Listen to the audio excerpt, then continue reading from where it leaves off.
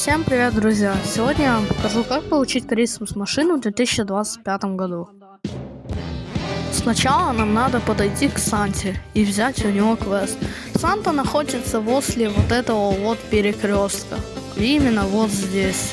Вот вы к нему подходите, говорите, и будет вот тут вот взять квест. И именно сейчас я вам покажу, где все подарки. От Санты мы едем к первому подарку. Первый подарок находится возле водопада. Сейчас я вам покажу где. Вот мы подъезжаем к этому, к началу поезда. И вот поворачиваем камеру, и вот там возле водопада он будет. Сейчас я встану там, где он будет.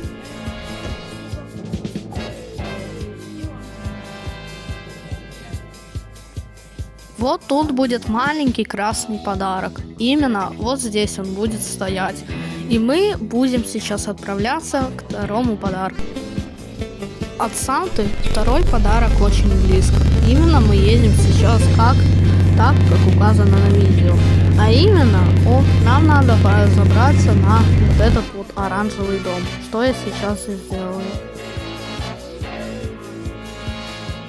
Вот мы поднимаемся, и нам сейчас надо будет спуститься, а именно на крышу вот этого вот дома, и тут будет лежать сам второй подарок, а мы идем к третьему. Третий подарок на горе, а именно очень близко возле Санты, на вот этой вот горе.